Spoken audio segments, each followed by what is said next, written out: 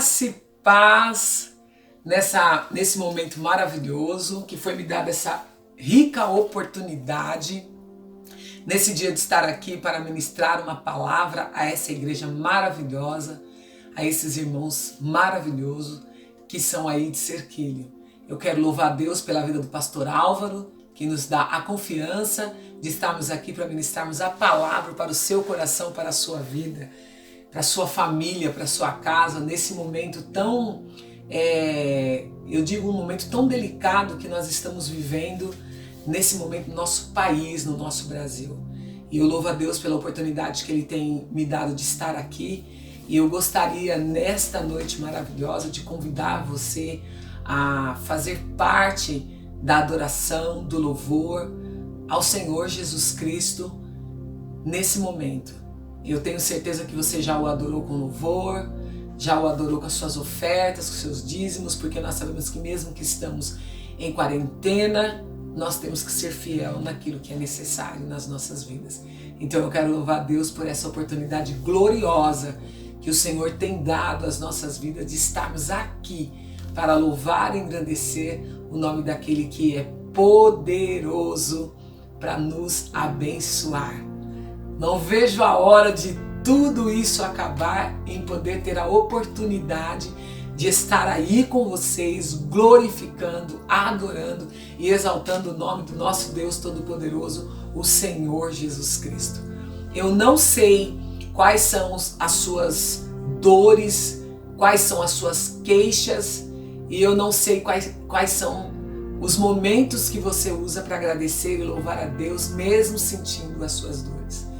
Mas eu sei que nesse momento o Senhor nos une através desse momento de live para nós louvarmos e engrandecermos ao Senhor. Hoje nós tivemos também aqui uma live maravilhosa, né, que foi transmitida através de pastores que também estão fazendo esta obra maravilhosa de transmitir algo da parte de Deus para as nossas vidas. Jesus não deixa ninguém com fome. Então vai ficar com fome quem quer ficar com fome. Eu não sei se aí pro lado de Cerquilho está acontecendo a mesma coisa que está acontecendo aqui. Muitas pessoas dizendo que o povo vai morrer porque a igreja não abriu, porque não está tendo culto. E isso me toca numa profundidade muito grande, porque nós começamos a pensar, a analisar e a observar que passamos tanto tempo da nossa vida ministrando a palavra, abençoando as vidas, abençoando as famílias, mas as pessoas ainda são mendigas espirituais.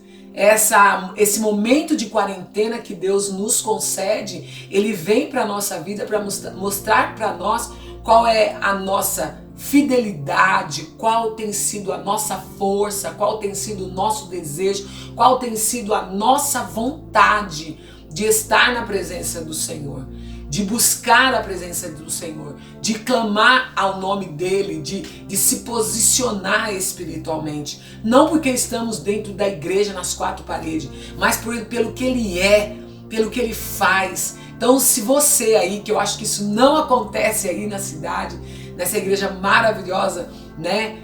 Não acontece de você, mas se porventura você ouvir alguém dizendo isso, eu quero que você tenha toda a convicção de dizer: os nossos pastores nos ministraram sobre a vida e agora é o momento de colocarmos em prática aquilo que aprendemos. E quando nós colocamos em prática aquilo que aprendemos, nós conseguimos não deixar com que a morte espiritual entre na nossa casa, nem na nossa família, nem nos nossos familiares, e nós não emprestamos nem a nossa boca e nem o nosso ouvido para falar ou ouvir algo dessa maneira. Nós conseguimos entender que Deus, Ele age sobre nós, porque a igreja não são as quatro paredes, a igreja somos nós, o povo escolhido por Deus para fazer a diferença.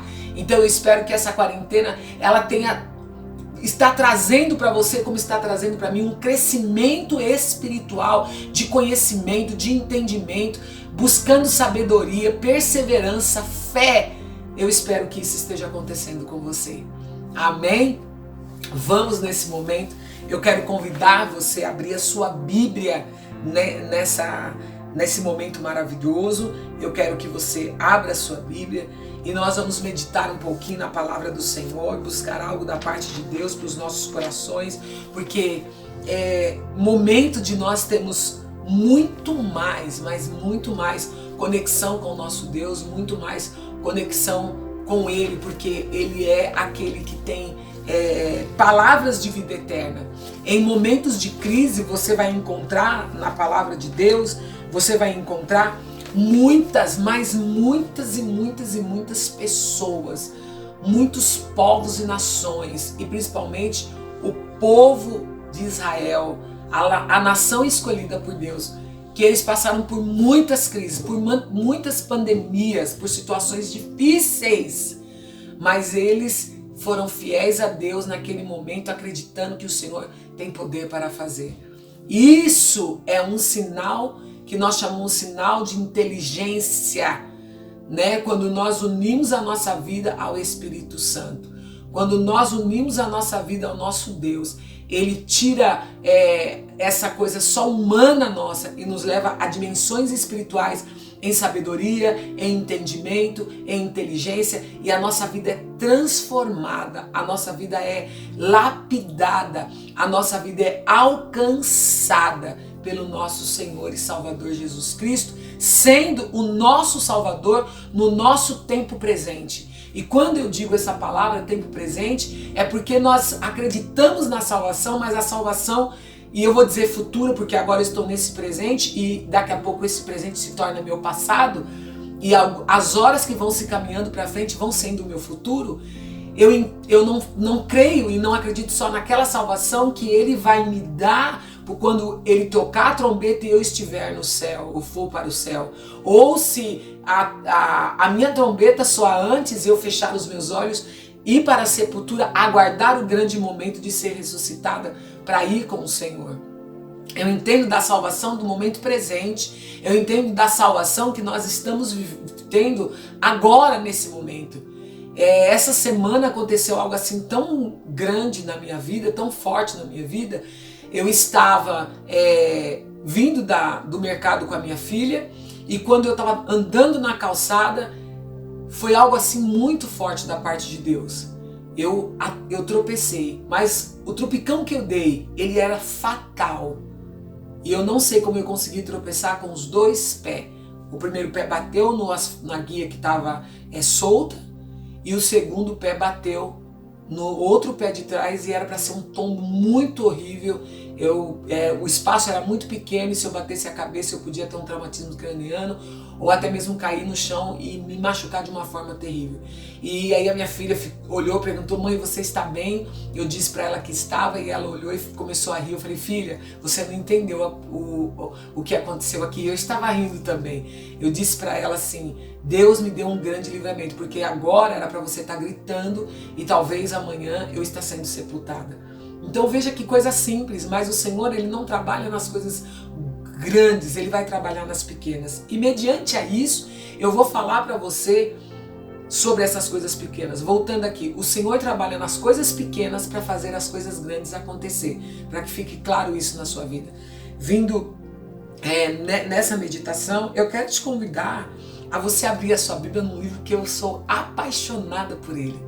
E você, como cristão, também deve ser apaixonado por esse livro. E é o livro de Provérbios, o capítulo 23. A leitura de Provérbios é uma leitura extensa. Provérbios 23, ele tem 35 versos. E eu vou ler para você alguns. Então, eu quero deixar para você, começando pelo verso 9.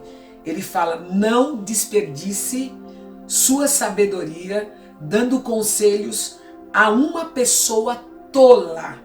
Ela não dará a menor importância ao que você diz.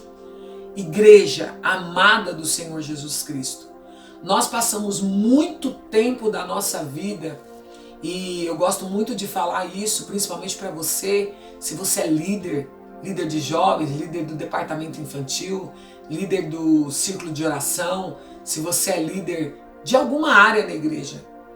O livro de Provérbios nos admoesta nessa noite: não desperdice sua sabedoria dando conselhos a uma pessoa tola.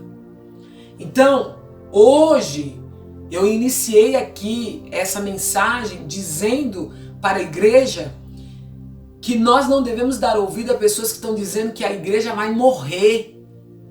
Sabe quem vai morrer? É essa igrejinha, você. Se você entra nessa vibe de estar dizendo que a igreja vai morrer. Porque a igreja de Cristo, ela não morre. A igreja de Cristo é viva e ela está em movimento, mesmo que as portas dos templos estejam fechadas pela pandemia. A igreja de Cristo é viva, viva e se movimenta o tempo inteiro. Ele não viria ao mundo, ele não pagaria um preço alto, ele não se colocaria, se fosse para chegar nesse momento ele perder a noiva. Então, para quem não é igreja, só te resta morte. Mas para quem é igreja, entenda esta palavra. Não desperdice a tua sabedoria, a tua inteligência dando conselho a pessoas tolas. Não perca tempo. Eu estou falando isso de experiência própria. Eu estou falando isso nesta noite porque o Espírito Santo, ele tem me tocado. Ele tem falado no meu coração. Para, Tânia, de desperdiçar tempo com pessoas tolas.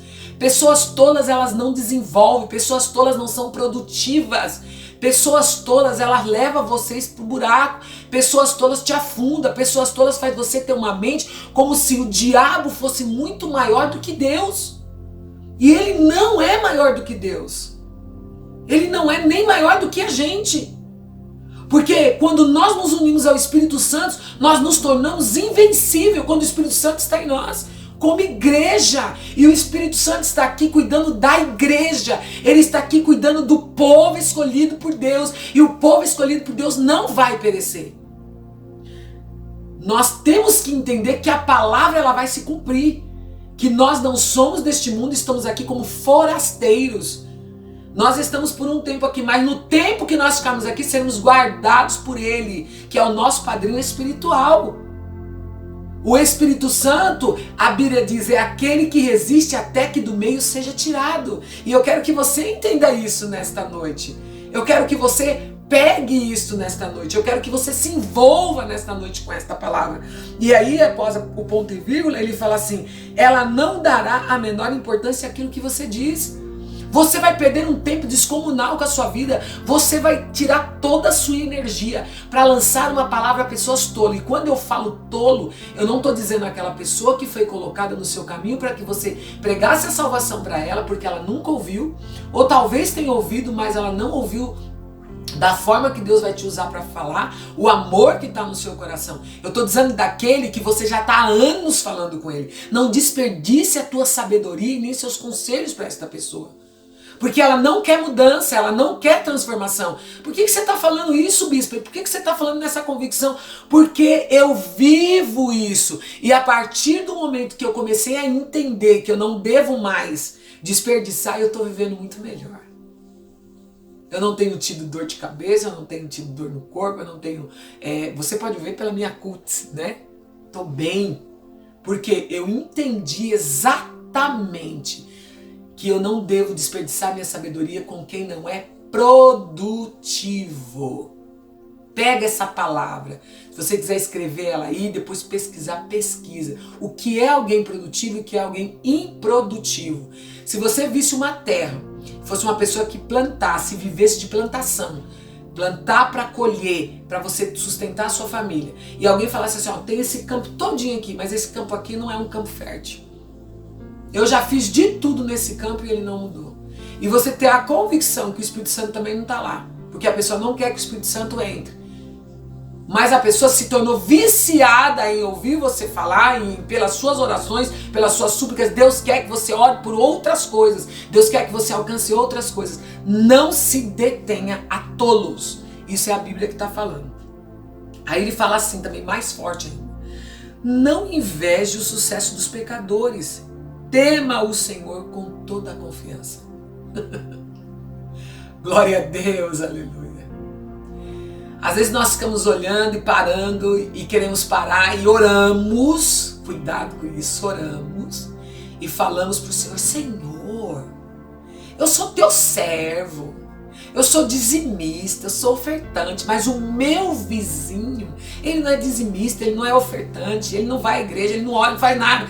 E ele sempre é abençoado e eu não sou.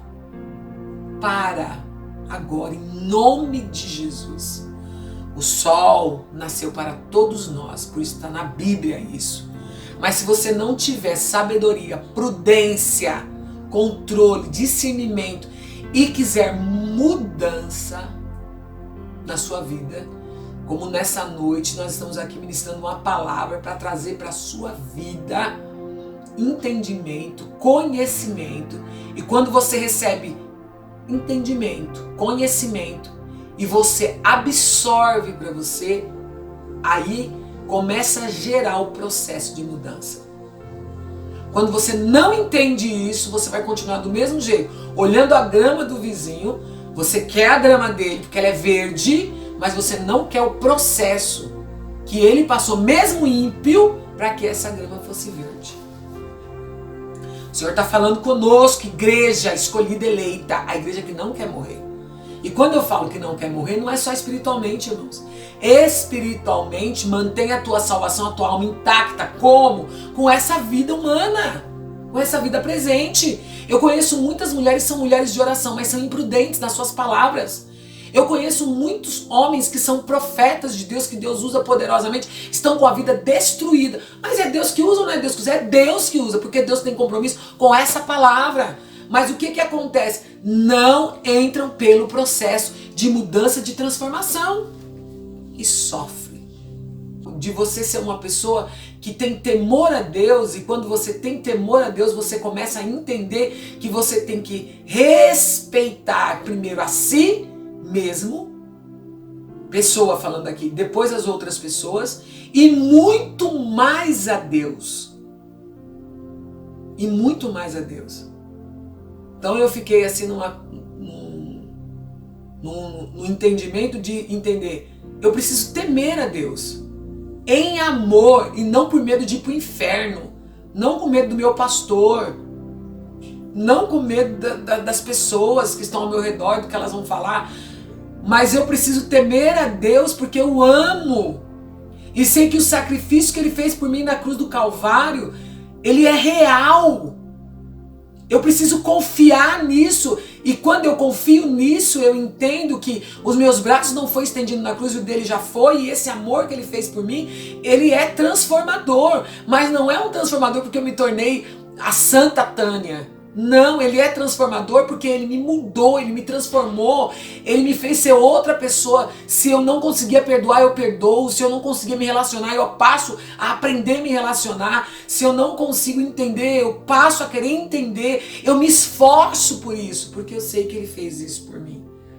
Então, eu preciso ter temor a Deus, confiar nele. Porque ele lhe dará um fruto alegre e cheio de paz. Você nunca ficará decepcionado confiando no Senhor. Veja bem, porque Ele lhe dará um futuro alegre. Olha que coisa linda. Quando eu temo a Deus e confio nele, quando eu o respeito com a forma que eu penso, quando eu o respeito como eu ouço, quando eu respeito a Deus como eu enxergo, como eu respeito a Deus da forma que eu falo, da forma que eu me comporto, quando eu respeito a Deus, e o respeito a Deus não é valores de homens, mas é cumprir princípios. Princípios. E quando eu começo a cumprir princípios, eu começo a entender. E o primeiro princípio que eu quero falar para você nesta noite é caráter. Quando eu tenho caráter. E um caráter invariável. O Espírito Santo entra em nós e ele molda o nosso caráter. E quando ele molda o nosso caráter, eu não sou uma pessoa mentirosa a mim mesma. Porque quando você mente a você mesmo, você mente aos outros. E o que é isso, bispa? Como assim mente a mim mesmo? Quando você se coloca um rótulo, uma capa e sai lá para fora e as pessoas olham para você pelo aquele rótulo que você é, você está mentindo para você. Porque quando você entra onde ninguém te vê, você tira aquela roupa como Naamã tirava e tá cheio de lepra, podre, fedendo. E você chora porque você não suporta mais aquele seu fedor, você não suporta mais se coçar com um caco de telha, você não suporta mais ver o seu corpo todo destruído. Mas quando você sai lá fora, você age como se fosse a pessoa mais imponente do mundo, com a santidade ao topo. E não é isso que Deus quer de nós. Deus quer que nós possamos ter um bom futuro, e um futuro alegre, cheio de paz. E essa paz, ela tem que estar dentro de você. Tem que estar dentro da tua alma. Ela tem que estar dentro do teu ser. Ela tem que ser tão forte que quando os seus olhos se encontram com o olhar de outra pessoa, você consegue demonstrar para ela o poder de Deus sobre a sua vida. E o impacto é tão tremendo, o impacto é tão forte, que gera transformação na vida do outro, e ele quer aquilo que você tem. Sem palavras. Glória a Deus, aleluia. Sem palavras. O Senhor quer que você tenha paz. Mas para ter paz, você precisa cair para dentro de você e fazer uma retrospectiva interior. Você precisa enxergar tudo que está dentro de você e olhar para você e ver que realmente, verdadeiramente, você precisa de uma mudança e uma transformação. Como bispa? Como eu vou fazer isso? Como que eu vou chegar a isso? Decida-se a viver assim. Tome a decisão.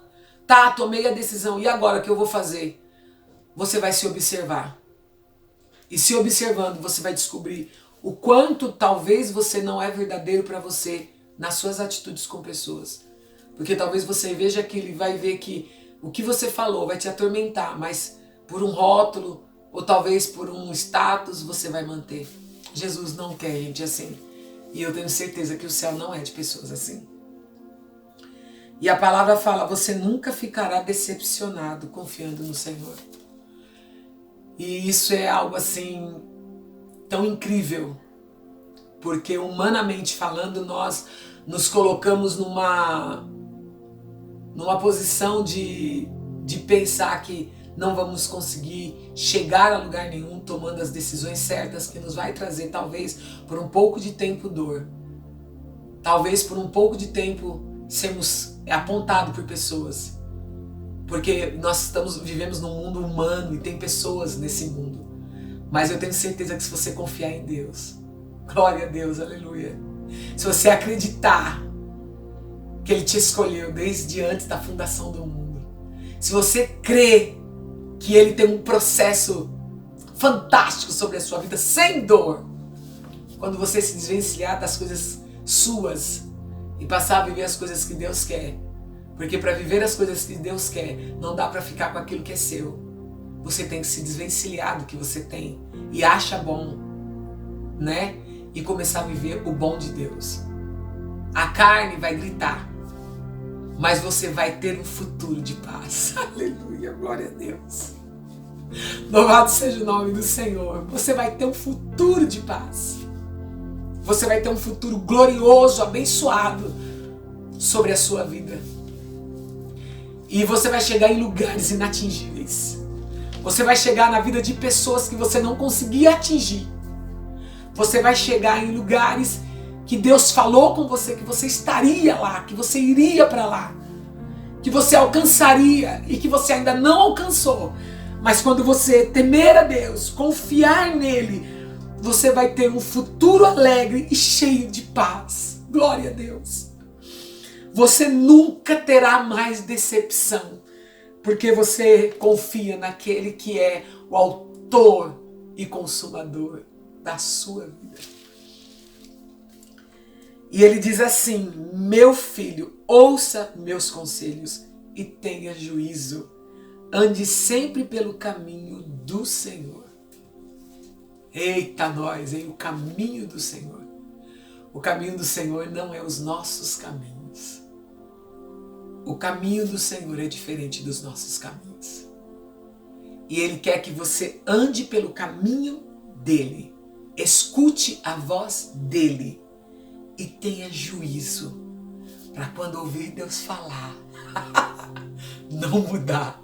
Porque foi Ele que falou. Quando você escolhe a sua carne, meu Deus, isso é muito forte. Você sai da direção de Deus e entra pelas suas direções, que vão te levar a dores, sofrimentos e perdições. Mas quando você entra pelo caminho do Senhor, Ele te leva ao céu. E mesmo que você tenha a convicção do céu, você começa a viver aqui algo diferente e extraordinário sobre a sua vida. Amém.